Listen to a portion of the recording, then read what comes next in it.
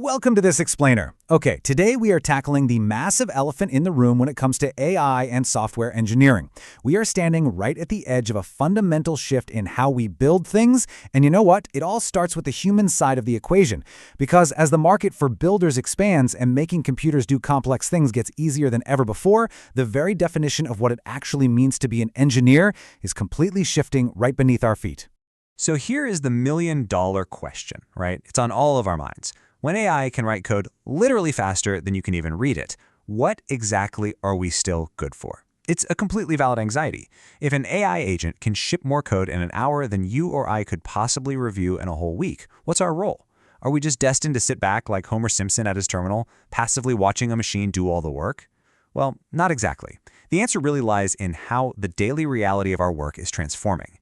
Section 1. Enter the software factory. Let's look at agents as integrated infrastructure.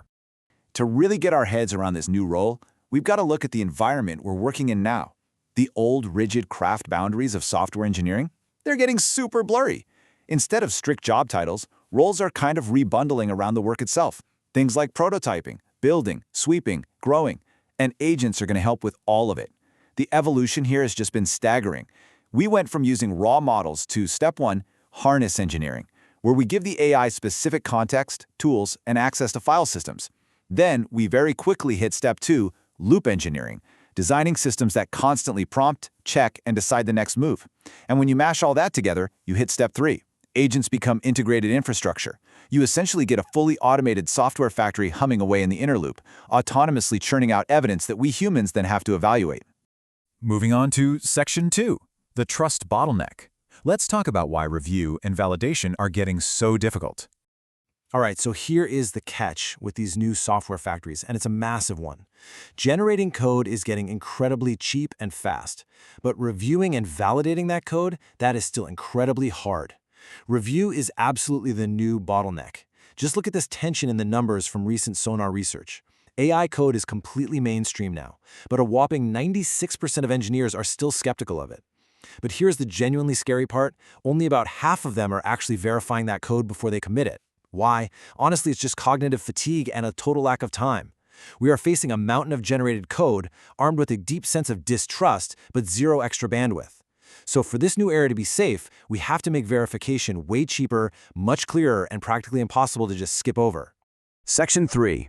Alpha, Decay, and Taste. Let's explore how you maintain your edge. So how do you actually stay relevant when a machine can quite literally out-type you? You've got to understand the dynamics of your own skills against the advancing AI frontier.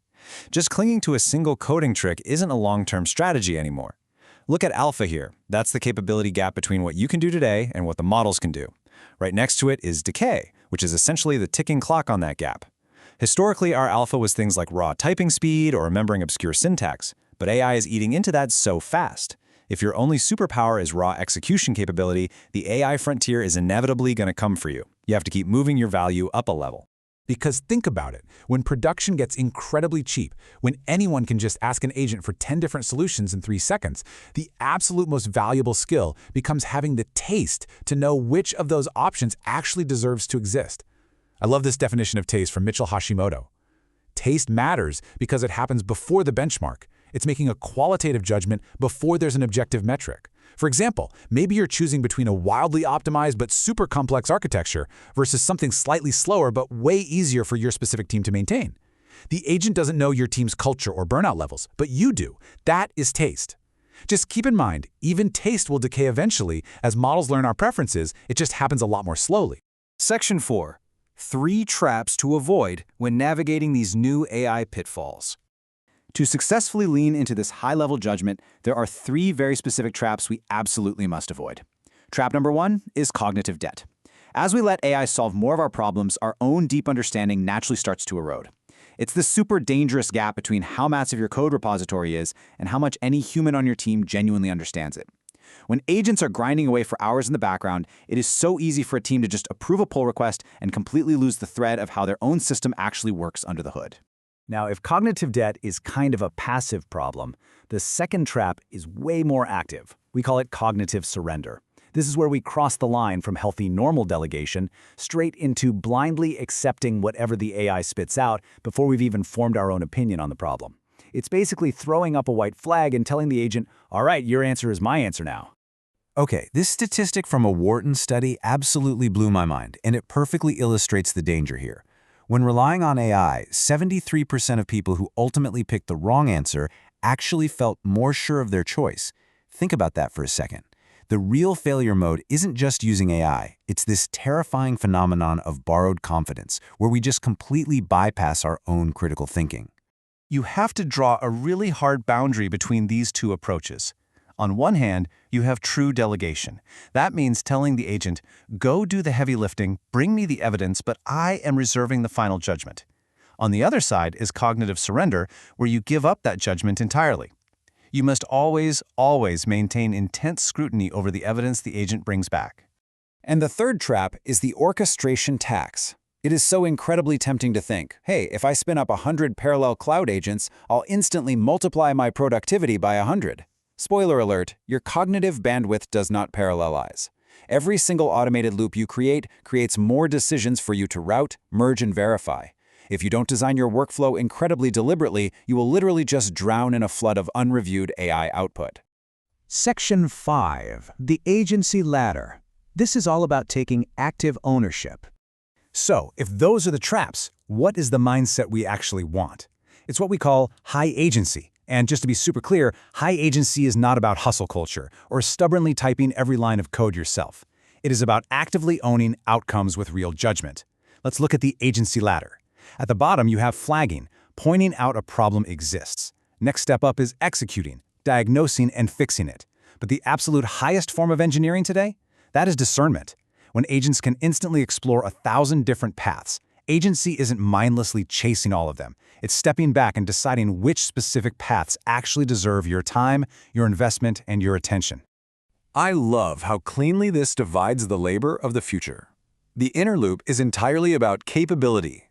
Agents investigate, they implement, they test, and they generate evidence like logs and traces. But the outer loop? That is all about agency. And that's where we sit. We take that rigorous evidence and we decide, we verify, we approve, and we own the result. The true boundary between human and AI isn't about who types the syntax. It's entirely about evidence and responsibility. Which brings us to Section 6, Owning the Verdict. How accountability scales AI. Honestly, this might just be the most important concept in this entire explainer, owning the verdict.